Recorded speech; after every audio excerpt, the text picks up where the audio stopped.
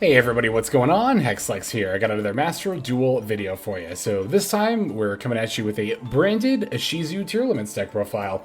I've done branded this season. I've definitely covered Tearlaments a couple of times this season. So now let's just go ahead and smush them together and see what happens. This is going to be a little bit different than the other iterations I've shown, both last season and then also earlier this season when I showed off all my decks. I decided to work on the list a little bit.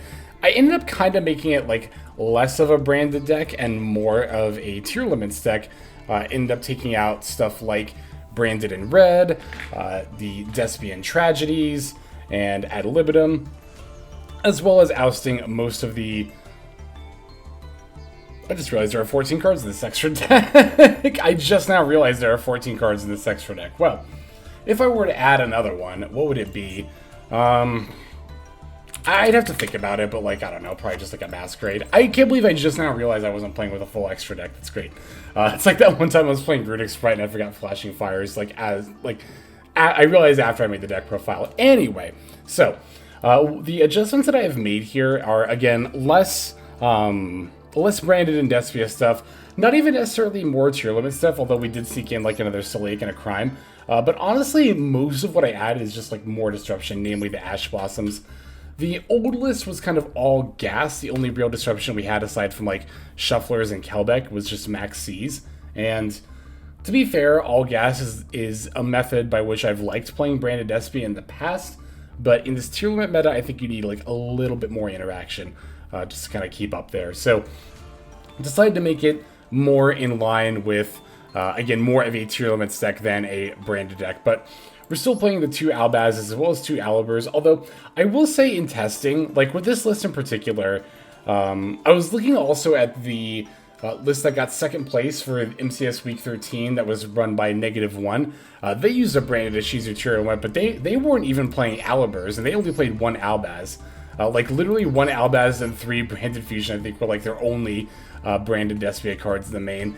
I'd like a little bit more. I end up keeping in Alubers just to like have another good normal summon in addition to Reinoheart, but I will say I do think the Aluber is like not very necessary at all. Here's what I could see myself doing moving forward, right, is like cutting the Alubers to put in, honestly, and then maybe even cutting, I don't know, like a Scream or something. And honestly, I could see myself putting in, this is going to sound weird, but actually putting back in the Tragedy, Ad Libitum, branded in red. It might be weird to play all those cards and not Aluber, but I found that like I don't even really find myself normal summoning Aluber. It's usually just still Reinoheart anyway. And these two just end up conflicting a lot as like the normal summon you want to make. So, and like if you have these two in hand, you're always going to summon Reinoheart over Aluber. So in that regard, again, by taking the Alubers out and then like one other card and then putting in maybe even just, again, one of each, Tragedy, Ad Libitum, and branded in red, could potentially sneak in a Guardian Chimera in the extra for some more follow-up plays. The only thing I don't like about that, though, and to be fair, we do have Shufflers, but I don't like the idea of milling these random one-offs. That's why I was initially only going to play 1 Albaz, but ultimately decided to play 2, just because I don't like the idea of milling like your Albaz, and then all of a sudden you can't play your branded Fusion anymore. So this is definitely a work in progress. I will say this deck among all the ones I've shown so far in Season 17 is the most work in progress and probably the least finalized list. But I definitely expect to kind of tinker with it here a little bit more coming up in future weeks. And yeah, if that's something you want to see more of this deck, definitely don't feel afraid to let me know in the comments below, and I would be glad to go out of my way to feature it again. But let's see. I don't know if there's anything else I really need to talk about with the list. Except, yeah, I think in general, the most difficult balance when it comes to specifically branded Tearlaments is trying to find the room for all the Tearlament stuff, all the branded and Despia stuff you want, and the Agido stuff, because I really don't think you should be playing this in like a casino style tier or not using the Agido stuff at all. I think even when we're including the branded package, still want to make sure that we're playing the Agido cards and disruption on top of all that. Like you have to squeeze all that into 40 cards. I do want to keep it at 40 cards because I think most Tearlaments decks should be right at 40 cards. I could maybe see myself going up to 41 or 2, but this isn't like other branded decks where you can just kind of get away with running like a 50 card deck and it's okay. With Tearlaments, you do want to make sure that you are prioritizing consistency in that regard. But yeah, I think that's pretty much everything I have to say about the deck list here. It's, I think, honestly, pretty self-explanatory. So, excuse me. Let's go ahead and break this list down card by card, and then we'll look at some gameplay. So, we are playing 3 Maxx, 2 Tearlaments Merrli, 3 Ash Blossom and Joyous Spring, 2 Tearlaments Havnis, 2 Fallen of Albaz, 2 Aluber, the Jester of Despia, 2 Tearlaments Scheiren, 3 Tearlaments Reinoheart, 2 Keldo, the Sacred Protector, 3 Mudora, the Sword Oracle, 2 Kelbek, the Ancient Vanguard, 2 Agido, the Ancient Sentinel, 1 Terraforming, 1 Foolish Burial Goods, 3 Branded Fusion, 1 Primeval Planet, Perlerino, 3 Tearlaments Scream, 1 Tearlaments Cryme, and then 2 Tearlaments Sulliek. There is our main deck. Now, for the extra deck, we're on 1 Bud Dragon of the Swamp, 1 Tearlaments Kitkallos, 1 Predaplant Dragostapelia, 1 Albion the Branded Dragon, 1 Masquerade the Blazing Dragon, which again I tossed in just now just because I didn't even realize I was only on 14 cards, but alright. 1 Mirrorjade the Iceblade Dragon, 1 Lubellion the Searing Dragon, 1 Tearlaments Rulkallos, 1 Tearlaments Kaliedo-Heart, 1 Abyss Dweller, 1 number 41 Baguska, the terribly tired Tapir, 1 Divine Arsenal, AA-ZEUS Sky Thunder, 1 Predaplant Vert Anaconda, 1 Dark the Dark Charmer Gloomy, and then finally 1 Sprite Elf. There is our deck. Now let's go ahead and take a look at some gameplay. Alright, this game is going to be against Runic Stun. Wow, it's definitely been a minute since I've faced off against this deck, but this is going to be not going to be a particularly involved game. This is more just like kind of showing off basically why you would want to play a branded engine in a Tearlament deck. The idea is that in addition to your Tearlaments inboard, you sometimes get to throw a Mirrorjade on the end of it as well. That's pretty much it. That's like the whole concept of it. And as you can see, this is a prime example of a hand where Rhino and Aluber end up competing for the normal summon, and in that fight, as I mentioned before, Reinoheart is going to win literally every single time because it is just far and away the better normal summon. The only situation in which I might normal summon Aluber over Reinoheart is if I know I can special a Reinoheart later in the turn, which you really have no way of knowing that, honestly. So here, you might notice that I am sending stuff like Kelbek to the graveyard and maybe even an Agido too. Yep, there they both are, but not proccing them. As always, ever, do not want to proc Millers if you don't know what you're up against. If you do know that it's not the mirror match, and, you know, go nuts. If I knew I was playing against Runic Stun, I absolutely would have milled the top 10 cards of each of our decks, but just going to play it safe here and avoid that. So we get to use the Sulliek now to add a Havnis, and you know, were we playing a normal Tearlaments deck, we might link for Elf and then just pass after that, but because we are playing these branded cards, we get to just tack on this branded fusion at the end. We get to send the Scheiren with the Albaz. That is not only going to allow us to summon a Mirrorjade here with the Lubellion, but we also get to summon Kaliedo-Heart with the Scheiren effect as well. So yeah, in this case, we added not only the Mirrorjade, but again, an additional, an additional Kaliedo-Heart that we might not have normally had. So that's pretty rad. And even though it is a relatively minor benefit, I think, especially if you're going to go the route that, like, again, -1 who got second at MCS Week 13 did, you can really just slot in, like, you know, 3 Branded Fusion and 1 Albaz into your deck and then be fine. So my opponent's going to Sales Ban. I wonder if they were going to call Rongo at first, but no, they are going to actually try to call my Rulkallos. That seemed a little suspicious to me, so I decided to just go ahead and Cryme it and get it over with, right? And because the deck was using Sales Ban, I was like, there's no way Tier is ever playing Sales Ban, so I'm going to go ahead and fire off this this Kelbek here. Sure enough, they reveal themselves to be Runic, trying to summon a monster. I'm going to negate that effect with the Rulkallos, where they did also end up having a tip, which we're just going to follow up with anyway. I don't really care, though, about this fountain, because oh, you know what? I don't have a Shuffler in my graveyard just yet, but I'm hoping to mill one off this Kelbek, and we do. We have a Mudora. So now I no longer care about my opponent's Runic Fountain. They can activate it if they like, but as soon as they target 3 Runic spells to put back into their deck, I'm just going to use my Shuffler to target those same spells, and then from there, they do not get to draw cards because they were not put back specifically by the Runic Fountain. I'm making this Dragostapelia just because I've already used my Rulkallos effect this turn, so I don't need it as disruption anymore, so we'll just make the Dragostapelia here. Now, at first I was a little concerned about my opponent taking the triple tax, but then I realized, like, they can't even really do anything here because they don't have a battle phase, and even if my opponent does end up taking Mirrorjade, which they end up doing, they can't use the banish effect, and I've actually had people do this before while I've been playing Branded Despia, where, you know, my opponent will try to, like, take my Mirrorjade with a triple attack, and then they realize, oh wait, I'm not playing fusion monsters in my extra deck that lists Fallen of Albaz, so I can't actually banish a card. So yeah, my opponent's just gonna have to give it right back to me, and then they just end up conceding, as of course all it takes from me from here is just turning my Kaliedo-Heart to attack mode, entering battle phase, and then smacking my opponent for lethal. So there is that first game. Again, that's gonna be a quick one just to kind of show off what an ideal turn 1 looks like, and how Branded Fusion can help advance a Tearlaments board state. So now that we've established that, let's go and take a look at some more duels here.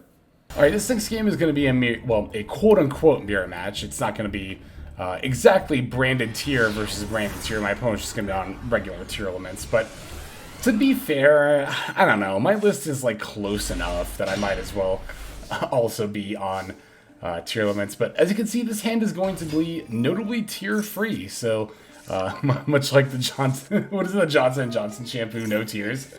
I'm sure a lot of us were wishing that Konami was implementing that policy in the game here as well, but we did open an Aluber, so that is kind of the thing I was thinking of when I added Aluber to the deck in addition to Reinoheart, is like, oh, if I don't draw Reinoheart, then maybe I can draw Aluber and just have a decent chance of having a good, like, turn 1 normal summon in general. But again, in actual testing, I found there were quite a few instances where, you know, I just wasn't able to, or where I had Aluber and Reinoheart both in my hand, so I wasn't able to normal summon both, obviously only one, and it's obviously not that great. So here I'm just going to have to end on Dragostapelia because the Lubellion got disrupted. I can't make Mirrorjade there, but it's fine, you know. It's fine-ish, you know. It's going to have to be fine, rather. Opponent immediately has a Kelbek, though, for that Dragostapelia. Thankfully for me, they actually don't have plays here beyond just making a Baguska and then passing, so that is ultimately going to be relatively fine with me here. Just going to end up setting the Sulliek and pass. I, of course, can't use Fallen of Albaz's effect. I really should not have fired off this Maxx during the draw phase, by the way. I noted that pretty much as soon as I did it during my actual game as well, but that really just wasn't correct. There's like, my opponent probably isn't going to summon here anyway, so it just was unnecessary. And indeed, my opponent is going to continue to sit on the Baguska, which I'm just going to have to pass right on back over to them following that. Alright, the Baguska's out of materials, meaning it's no longer locking either of us down. Opponent's going to Foolish Barrel, sending a Reinoheart. Now I'm going to activate the Reinoheart's effect, discarding a Merrli, proccing both the Merrli and... oh, not the Reinoheart effect, that's right, only the Merrli effect. Looks like they are going to end up going for a Kaliedo-Heart here. Not activating Kaliedo-Heart's effect either, which is pretty interesting. Although maybe they want to, you know, save it for later in the turn, I guess. So opponent's going to fusion summon a Mudragon of the Swamp. In response, I get to Kelbek the Kaliedo-Heart. Opponent's going to try to chain Mudragon of the Swamp, but that's not going to work, actually. So Mudragon of the Swamp, it does have an effect where it says your opponent cannot target this card or monsters on the field with the same attribute with card effects, and you can, once per turn, quick effect, declare an attribute. This card becomes that attribute. So what my opponent's trying to do here is change Mudragon's attribute from water to dark to make it so that Kaliedo-Heart won't get bounced by this Kelbek I activated. But here's the thing. I already targeted the Kaliedo-Heart, and Mudragon just prevents further targeting from occurring.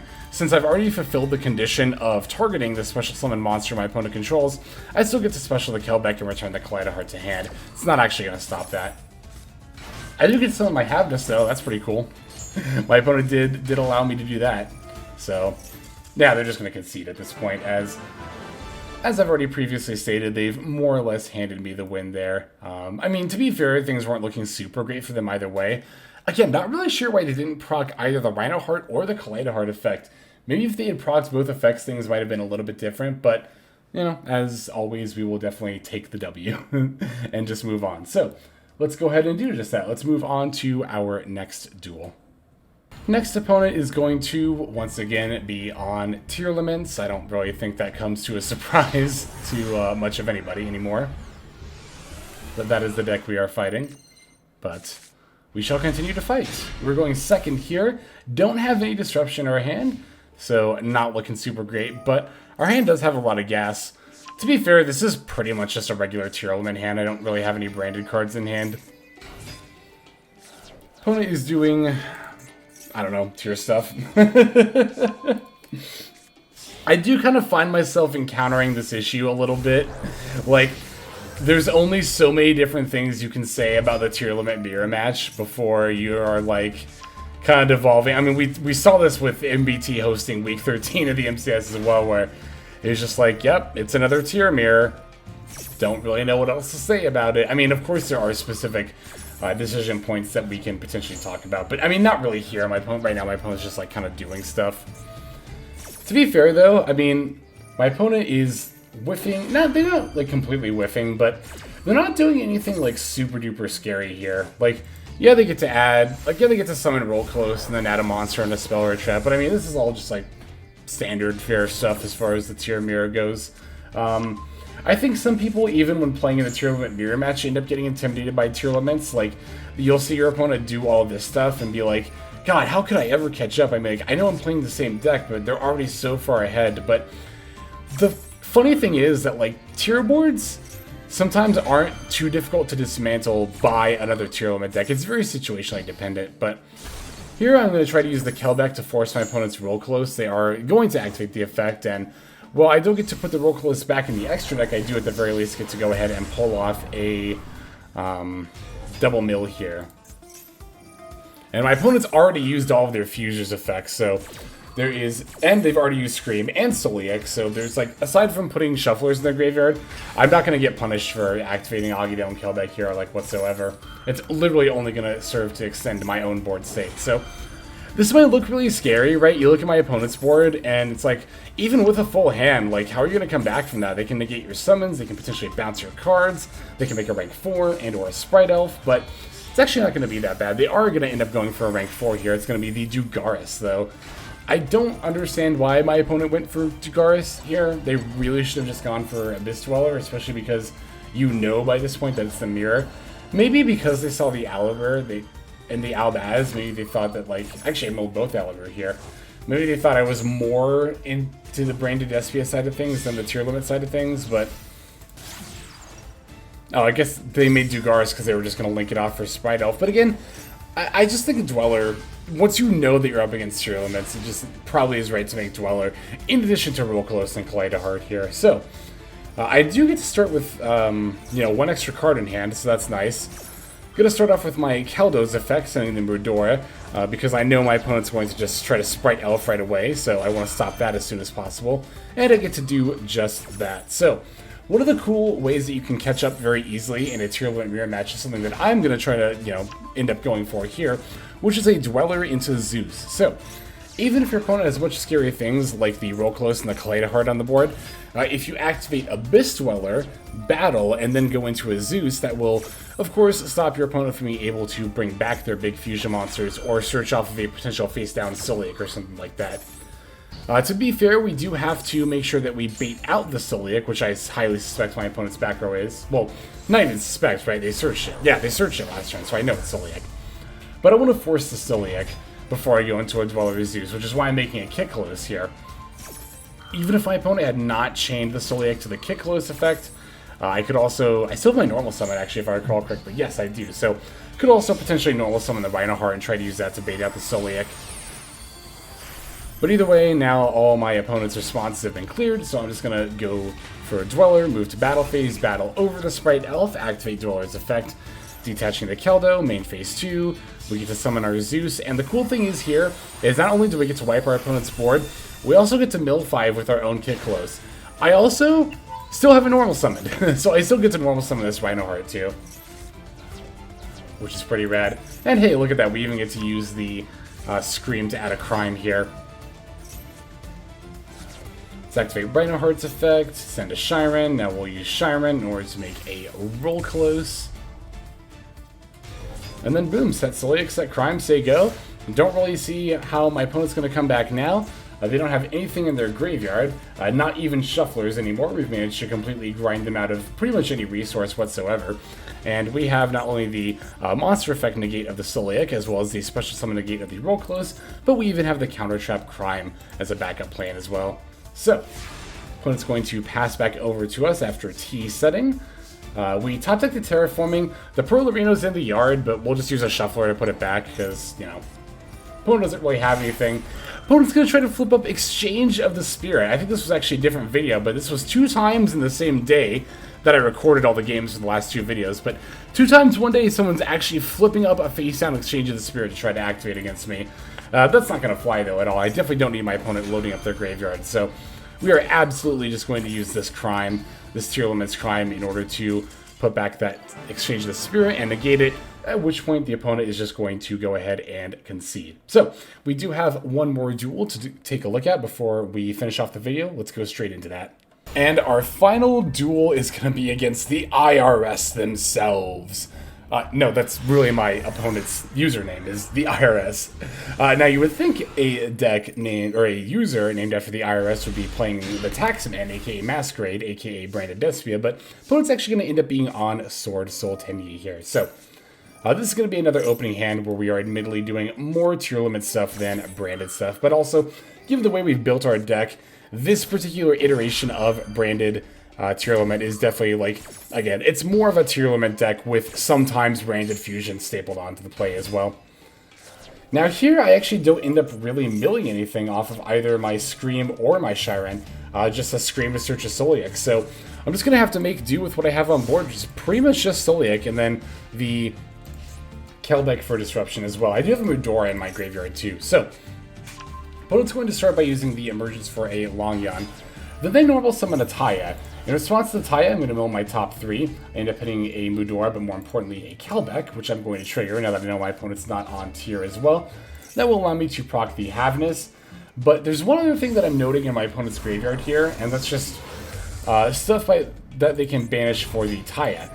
So, because Shufflers don't really have much of any other use in this matchup, I'm just going to go ahead and activate it now to put back anything my opponent could banish with Taya in order to activate its effect. And then, of course, I'm going to Kitkallos search as well. I'll add a Havnis here for some potential interaction. Opponent's going to Desires, so it seems like they're looking for another card to discard for that Longyan, and they may have found it. They're discarding the Moye, the special the Longyan, but because a card was sent from their hand to the graveyard, I get to use Kelbek to get rid of their token. Neener. They're going to fire off a Maxx, which I guess they must have just drawn off Desires, why they didn't fire it off sooner. And once again, I'm going to use my Shuffler in order to put back their target for Taya. But my opponent, undeterred, is just going to link summon the 2 Sword Soul monsters away for Shaman of the Tenyi. Activating its effect, I'm assuming, to target the Taya. Going to use my Sulliek here to negate the Shaman. Going to try to anyway. But my opponent, it turns out, was holding a Heavenly Dragon Circle this whole time. So it's going to be rough. It means they get to resolve their effect and get their Taya back. It also means they get to search for a Protos, because that Heavenly Dragon Circle gets to add any worm monster from deck to hand. So, well, that's definitely a bit of a yikes, to say the least.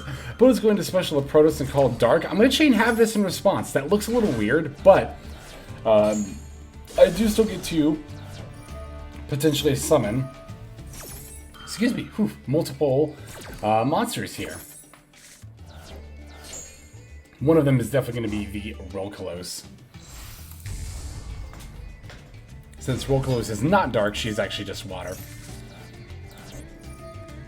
Let's mill with the Agido here. At this point, I knew they could already banish with the Shaman there. And I can just negate and destroy the Taya as well with Rulkallos, so. Gonna send the Scream, don't want to send Rulk because my Amateur Maxx, I don't want to give my opponent another draw there. But yeah, just gonna end up sending a card and then passing back over to me. So, I managed to top deck a Fallen of Albaz, so we do actually get to see some more Albaz stuff. Gonna try to fuse this Protos to make Lubellion, but my opponent's back row is unfortunately going to be an Infinite Impermanence, so that sucks. But what can you do? And then my opponent conceded. That was a very odd and early concede. I'd have to... Oh, I can't anymore. I'd have to look at my extra deck to see what all I could potentially make to get out of that. I think I did have some amount of options there, but it wasn't super clear-cut, and I don't think the duel was, like, about to end anyway. I don't know.